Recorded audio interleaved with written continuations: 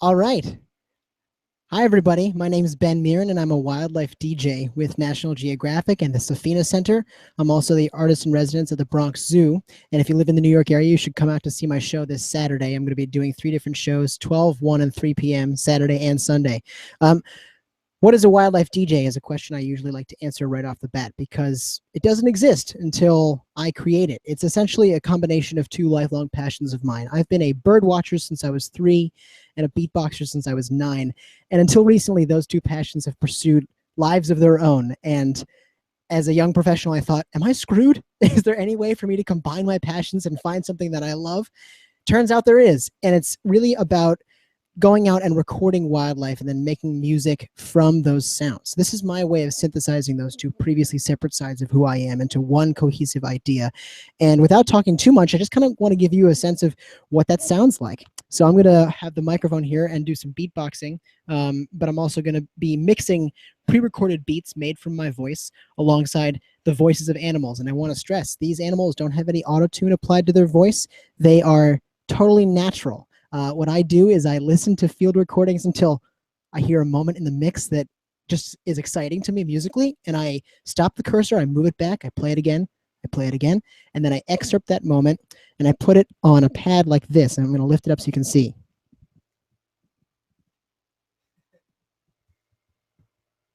So each of those pads plays a different animal voice, and I'm going to play a couple for you right now.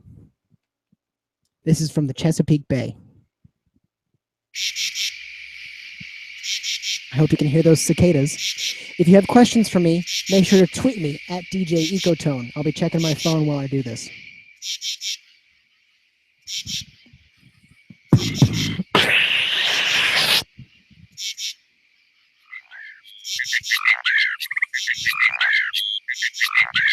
We got some nighttime birds, some cicadas. Let's mix that beat.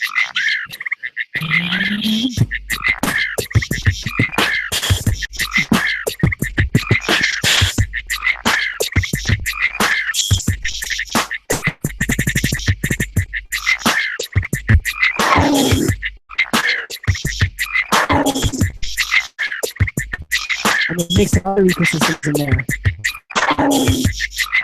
like the Sonoran Desert.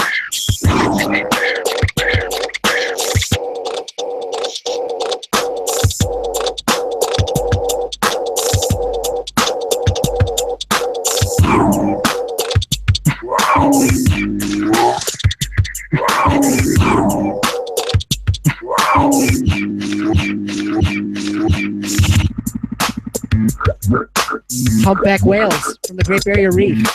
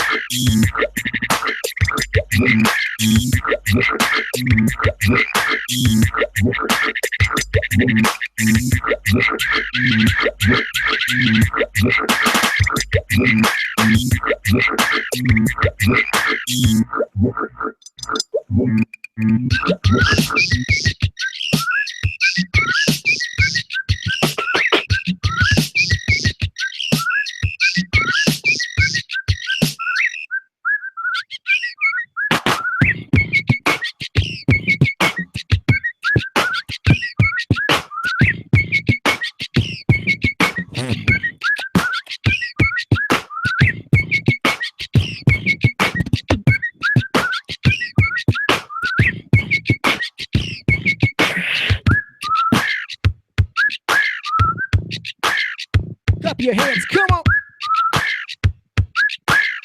I can't see if you're clapping or not because it's a live stream, but I hope you are.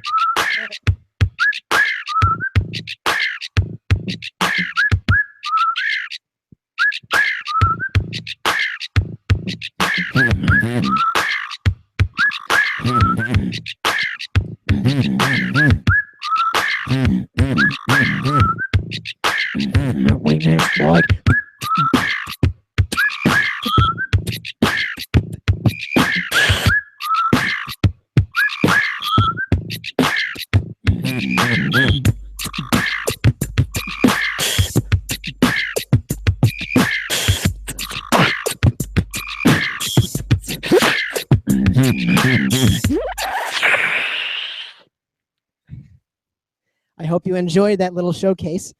We went through a few different habitats, and we can rewind it back a minute and examine what we were just listening to. So we started off, like I mentioned, with the Chesapeake Bay. We had the sounds of different cicadas, but I want to then also play for you.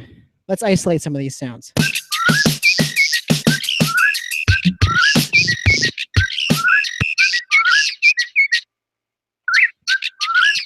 So right now we're listening to 3 different kinds of birds: northern mockingbird and the whippoorwill, and then Lincoln. Or no, I'm sorry, it's just 2 birds. There's the 3rd bird. Dun, dun, dun. That's an American woodcock. We also have a couple of these cicada and katydid sounds and crickets.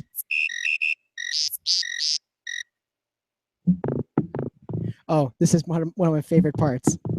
You can hear these deep kind of bass sounds. That's a trout. I'm not joking. That's a trout. That's a fish that makes that sound. It's just recorded in a tank. A lot of fish will use muscles around their air bladders to vibrate the gases inside to create sounds, as they don't have a larynx like we do. So essentially what I'm doing here is a microcosm of the performances that I do professionally. I host a show on National Geographic Kids called Wild Beats, where we take a tour of different ecosystems around the world through music videos. And when I'm not doing that, I am performing at the Bronx Zoo. I'm performing at different schools around New York City where I live. And I'm also going on tour to visit a lot of different exotic ecosystems where I'm training and working as a recordist so that I can record these sounds myself. Now, these particular sounds, I should say, come from the Cornell Lab of Ornithology. They're another organization that I work with and that I love to work with. They provide a lot of the sounds from their Macaulay Library, which is the world's largest natural sound archive.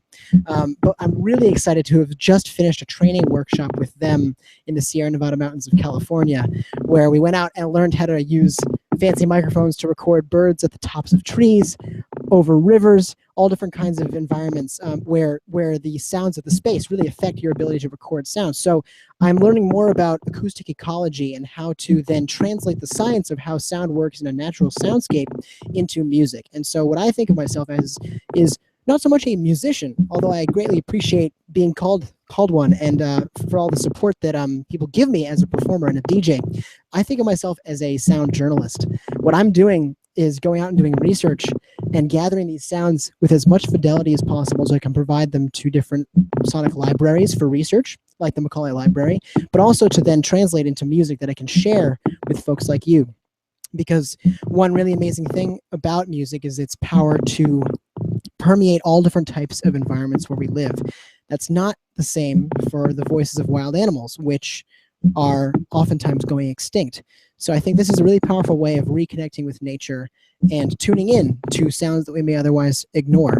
It's really amazing to be able to connect through music to nature because it gets you in touch with a hidden dimension of your own creativity, as well as filling you in on your own place in the world. And that's the joy that comes from being a wildlife DJ. So I wanted now to make myself available for the next few minutes to answer Q&A via the live stream. I'm going to make sure that I am, let's see, I'm going to make sure that I'm seeing all the questions you ask me right now, because I realize that while I suggested that you tweet me at DJ Ecotone, that may not be your preferred method of communication. So I'm going to pull up my video, and if you'll give me a second, bear with me while I navigate to it so I can make sure that I'm reading your comments and questions and making myself available.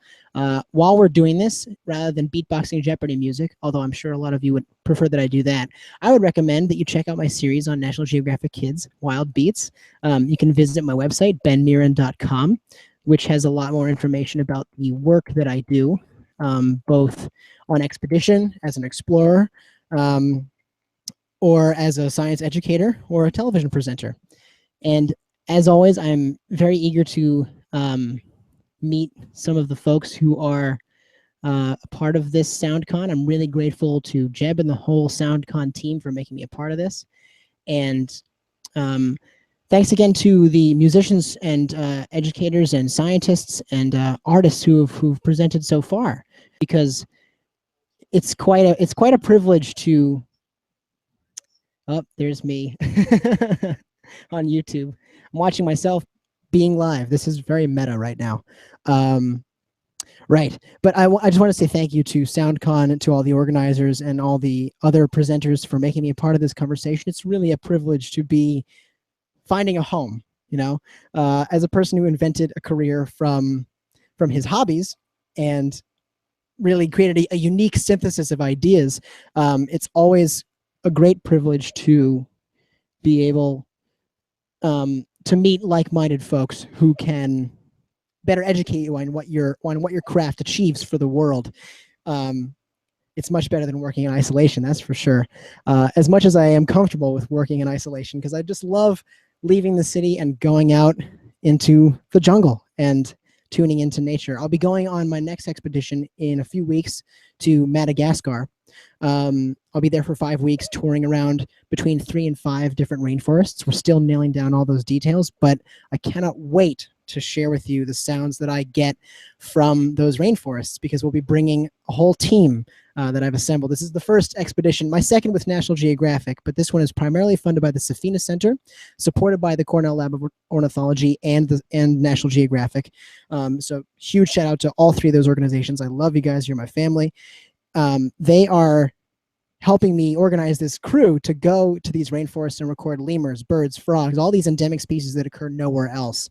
And it'll be a really valuable method of understanding how my music can affect conservation attitudes in local areas. One of the things I discovered in my first expedition last year, which was to the Western Ghats in Southwest India, was that when I performed this music for people who live in the presence of this wildlife, what they would come on stage, because I would invite them as a part of my show to come up on stage and try pushing some of these buttons, which I can quickly show you. I hope I'm getting this. I use a variety of loop stations here, as you can see. But what happens is I essentially invite these people on stage to come make music with me. And when I did so in India, those people started introducing Indian rhythms and melodies that I could never have created on my own. And so what we came away with was a fusion of their voices and the voices of the birds and that I recorded on site. It was truly an anthem to the place's natural heritage and a musical document of how those people engage with nature in their own backyard. So on this upcoming expedition to Madagascar, I'm really excited and very optimistic about our ability to connect with local musicians and local communities who can come enjoy these shows, but then introduce how they interpret my music and my work for their own purposes. Because this is not about some American just showing up and saying, hey, this is the wacky thing that I do. Okay, bye. That's not the idea of my work. My work is to then give a lasting impact to the people who are on the front lines of conservation, who are the true stewards of the wildlife that they live alongside. Because if it's just work that I do by myself, it doesn't really go as far. That's why it's such a privilege to be a part of Sound Conference as well, because you're just introduced to the work of so many other kinds of people who can really expand your thinking and make this work very impactful. I see a question from email. What has remixing nature taught you about nature and remixing in new ways? Fascinating question. I'm totally self-taught as a musician, classically trained as a singer, I should say, lifelong beatboxer, but I'm using Ableton right now, and they've been very supportive as well, so I want to thank Ableton. But the one thing I've really learned about music and nature is that as a producer, I'm discovering my job is already done for me. Let me explain what that means. In nature and in the music studio, sound production follows many of the same rules. If you're an individual instrument, then as a producer, you're carving out a space for that instrument to have its own spot in the mix. But that's the same thing that happens through evolution for animal voices. If you look at a sonogram, which is a visualization of natural sounds in a soundscape, you'll see all of these waves showing the frequency and the movement of the melody. It's really a beautiful artistic way of representing acoustic data. You'll see that they don't overlap that much. They occupy their own spaces in the mix like puzzle pieces. So essentially you're listening to a tuned orchestra that's taken shape over millions of years to use the unique characteristics of the landscape, and it's essentially a documentation of the ecology between species through sound. This is a field called acoustic ecology. And So as a person who remixes nature, I'm working at the intersection of human and animal definitions of music. But in some ways, there's a consistent law that governs it all. In order to hear individual instruments, they have to have their own special pockets in that mix, in that tapestry of sound. So that's I think my way of answering that question. The second one from Facebook: what can sound teach us about the environment in ways different than other methods? Well, I love thinking about things through sound because we are primarily a visual species. We have forward-facing eyes, where we have a legacy, at least over the whole course of human history, as predators. We are hunters. So we are tuned to use our eyes more so than our ears. But if you think about ways of understanding an ecosystem, there are things that sound can tell you that a photograph cannot. When you listen to a soundscape, let's take bird watching for example. I'm an avid bird watcher, and I'll of course look for birds as I go walking around, use my binoculars when I can, but oftentimes the first thing that I notice is the sounds of the birds. So it's a way of picking up more information, because especially if you're working in a place like a dark, dense jungle, sound has to punch through all that foliage. So voices have evolved to carry in that landscape. But you don't always necessarily have the ability to see your friends. If you're an orangutan claiming a stake in your territory in the jungles of Borneo, you may not see other orangutans, but you have that whoa, whoa, whoa, that deep orangutan booming bass voice that carries for many kilometers through the jungle, and it announces that, hey, this is my territory. Everybody else stay out. Unless you're a female orangutan, then you're welcome, of course. This is essentially a critical part of animal existence, and one of the ways that we interact with nature, whether or not we think about it, is also through sound. The National Park Service recently released a study showing that we actually shift the concentration of sound on a national scale. If you look at their sound maps, you'll see that the densest concentrations of noise occur, of course, around cities, but they used to occur around places with water, because water makes noise on its own and it attracts more wildlife. So there's naturally a larger profusion of sound in those areas. But think about it. If you're trying to communicate with members of your own species and the soundscape is completely different, sometimes you have to shout again to get over it. And so this evolved orchestra where your voice is uniquely tuned to not compete with others is suddenly thrown out the window, because we are polluting the soundscape with our own noises, whether it's the sound of, well, let's take my air conditioner,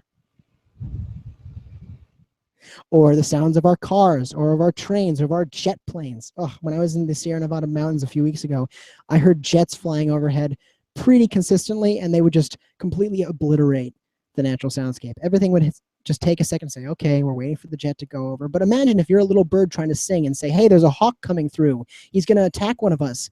But no one can hear me because a jet plane's coming over, and now I'm dead. See, that's the kind of thing that happens when you introduce foreign sounds to a soundscape. I see that I'm running out of time, but I love talking about this stuff, as you can tell. Hit me up anytime on Twitter at DJ Ecotone. I'm also on Instagram, on YouTube. Ben Mirin is my YouTube channel. I'm going to be posting videos every week, and I'm going to be going on this expedition to Madagascar. So if you guys have any more questions about the work that I do, hit me up on social media. I love sharing my knowledge about this stuff and learning through the questions that you ask. So I want to thank you again for your time today, and best of luck to all the other presenters for SoundCon. This is a really exciting opportunity, and it's been a privilege to be a part of it. So thanks so much.